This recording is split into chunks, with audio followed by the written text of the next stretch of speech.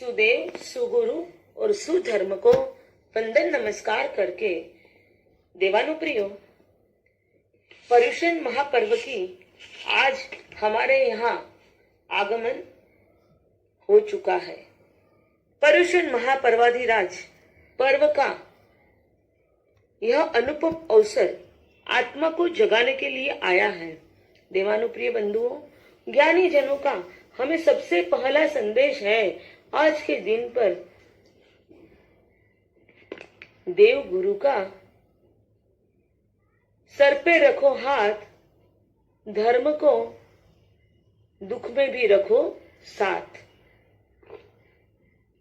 देवानुप्रिय, क्या बताएं हम, जीवन की हर घड़ी हर पल हमें ज्ञानी जनों का संदेश दे रही है।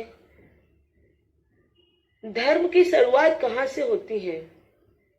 जिस हाथ में तन और धन है, जिस हाथ में काम भोग है, जिस हाथ में विषय और कषाय है, जिस हाथ में पाप और परिग्रह है, पूरे साल भर तक इस हाथ ने क्या काम किया है? इस हाथों में काम और भोग के सिवा और कुछ नहीं आया है, कर्म बंधन के सिवा और कुछ किया नहीं है। और अब जब हाथ देख रहे हैं तो सब कुछ करने के बाद भी हाथ खाली के खाली ही है। इस हाथों को कभी हमने फ्री बैठे हुए देखा नहीं। फिर भी अगर कोई हाथ लंबा करके थोड़ी सी मदद मांगे तो हम क्या बोल देते हैं? अरे भाई, हमारे पास तो कुछ नहीं है, 1 मिनट का समय नहीं है और कुछ है नहीं। ऐसी परिस्थिति पे आकर के हम खड़े हैं, जबकि हमारे पास वस्तुएं विपुल है, शॉर्टेज मात्र समय की है। जहां सब कुछ है, भरा हुआ है, उभर रहा है, और फिर भी सबकी एक ही फरियाद है, समय नहीं है। बहुत सारा भरने के बावजूद भी जीवन खाली का खाली पड़ा है और अंत में हमें यही बोलना है, खाली हाथ आए हैं, खाली हाथ जाएंगे। ऐसे है अपने हाथ। तो एक बार चलो क्यों न देव गुरु के हाथ पकड़ लें। जब खाली हाथ जाना ही है तो देव गुरु का हाथ पकड़ के जाएंगे तो देखो कितना बड़ा वास्ट डिफरेंस हो जाएगा।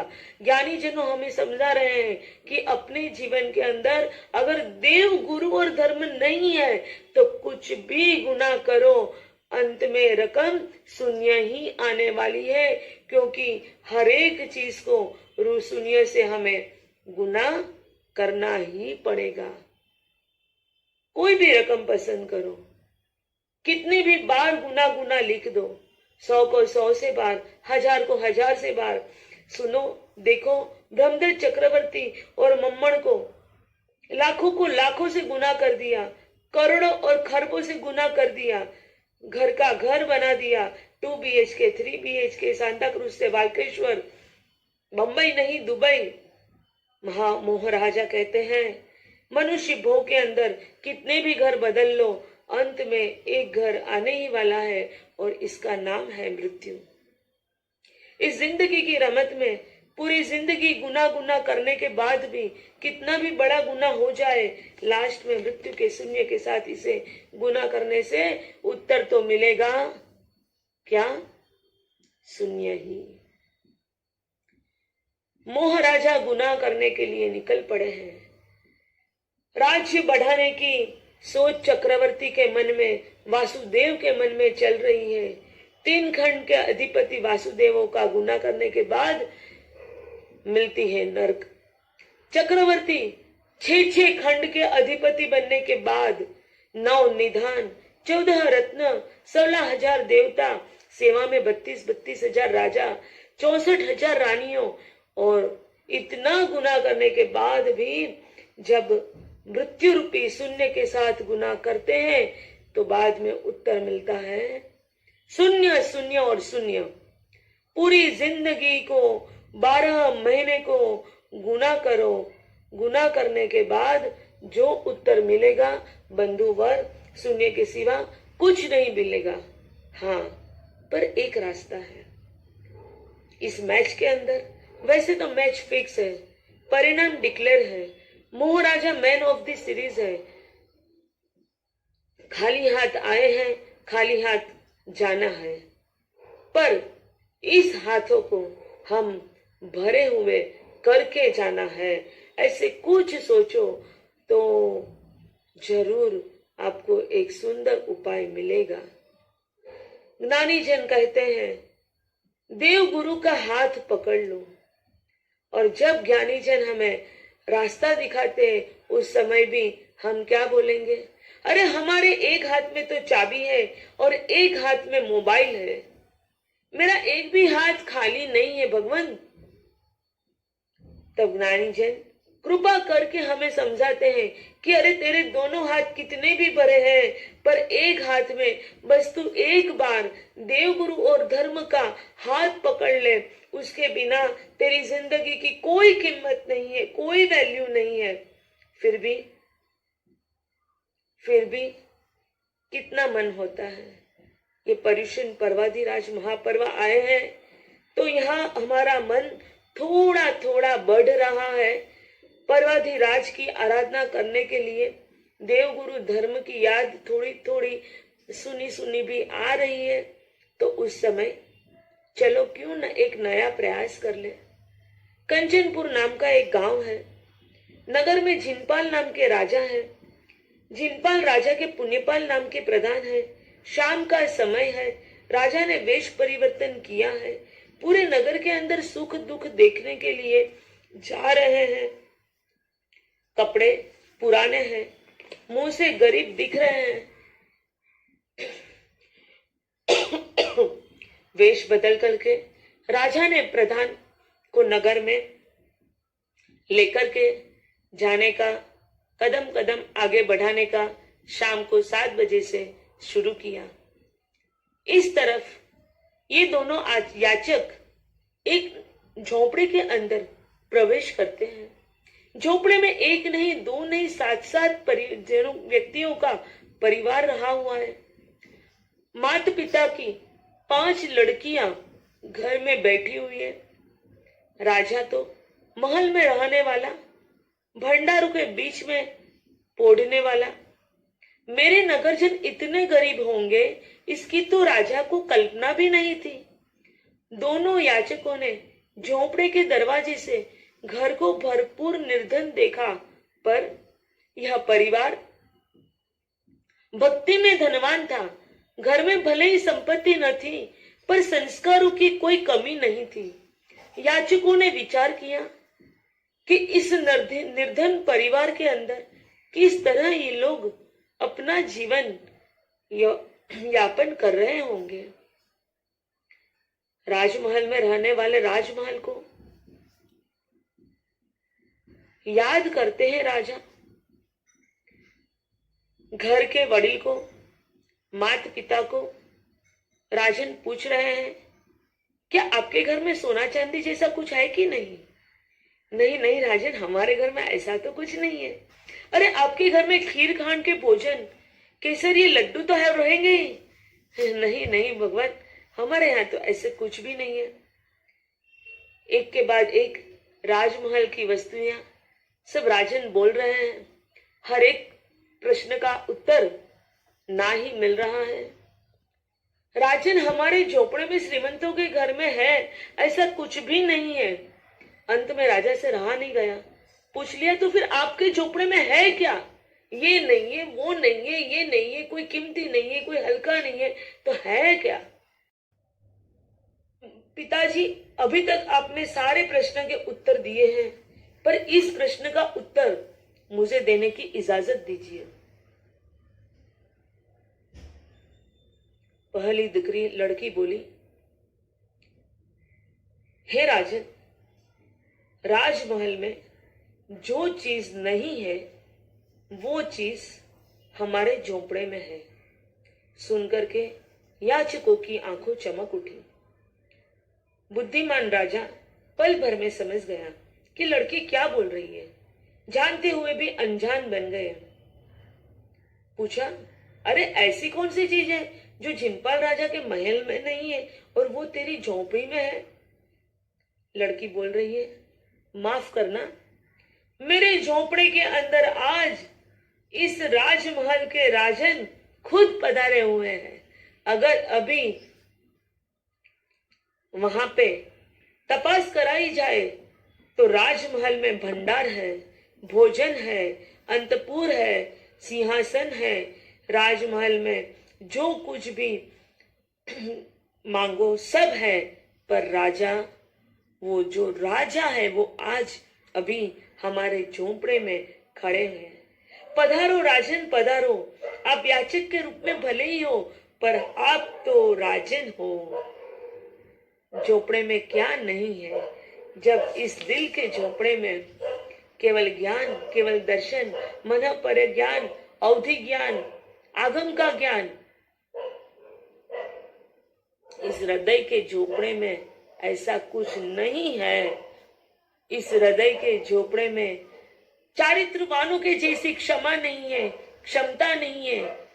कदाचित महाविद्या में से केवली भगवान की पधारना हो जाए तो भी पूछे तो हमारे महाविद्या में तो 2000 करोड़ साधु हैं।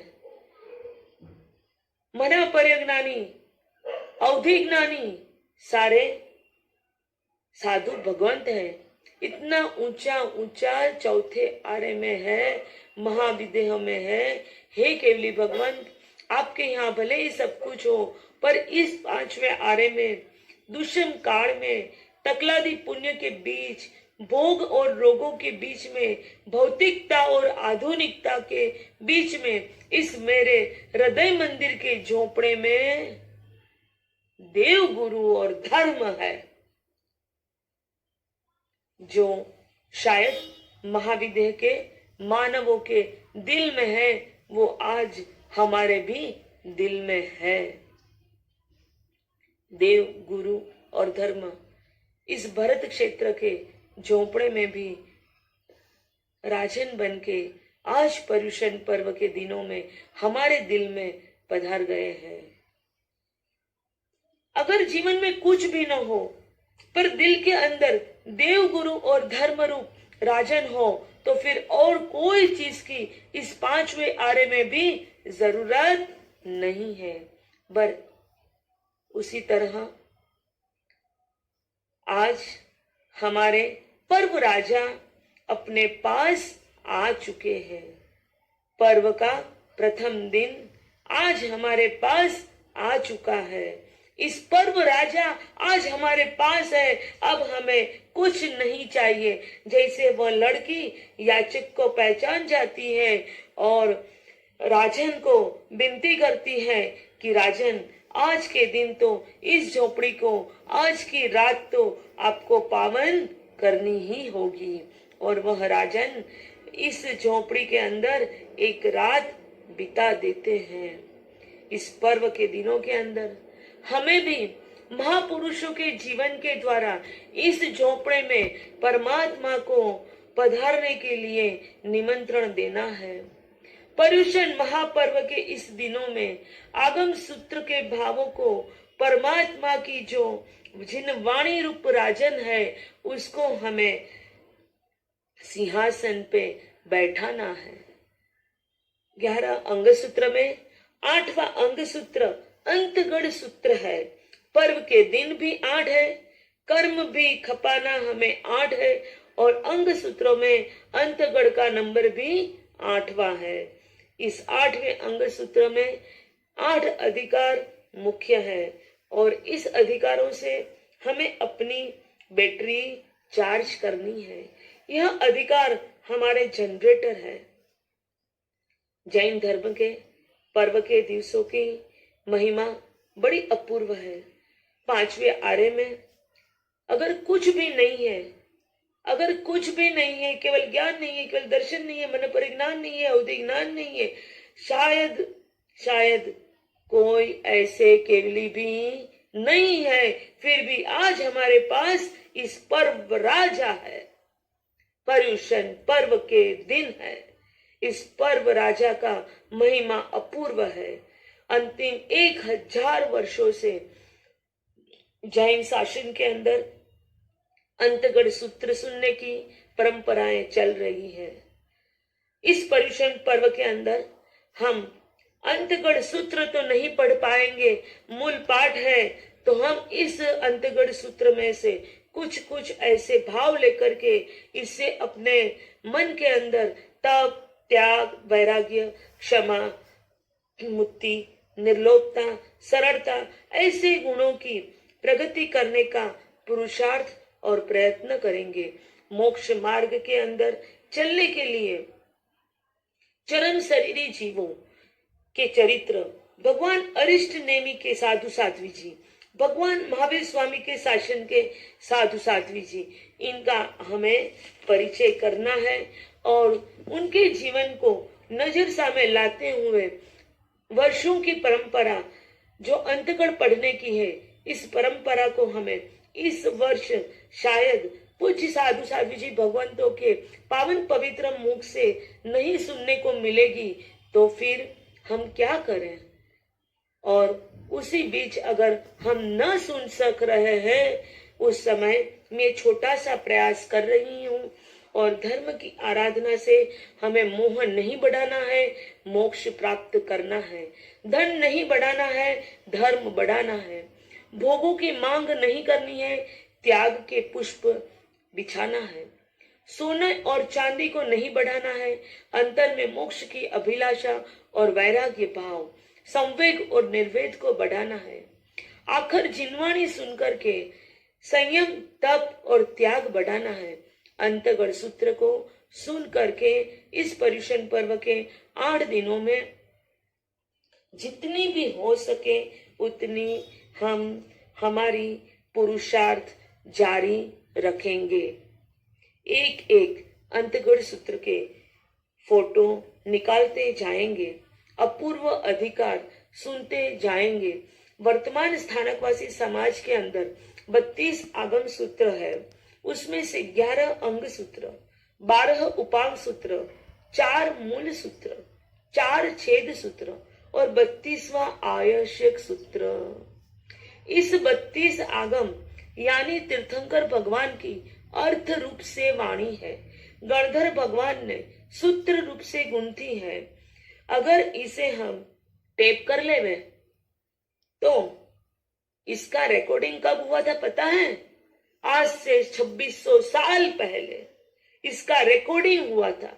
प्रभु महावीर ने बोला था और गणधर गौतम स्वामी ने इसको सुना था, गणधर सुधर्मा स्वामी ने इसको सुना था और उसका रिकॉर्डिंग करके जम्बू स्वामी को सुनाया गया था। समझ गए ना मैं क्या बोल रही हूँ? उस समय ये इलेक्ट्रॉनिक्स माध्यम नहीं थे।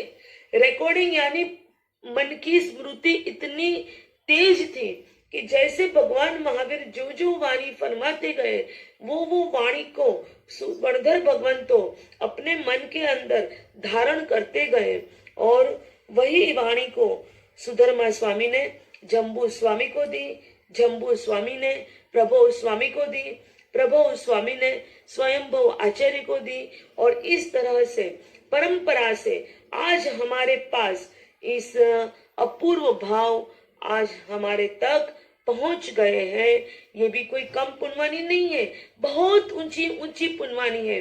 महापुरुषों ने ऊंची ऊंची साधना करके और नजर सामने ला करके इसकी अनुमोदना करने के लिए आज हमें एक मौका दिया है।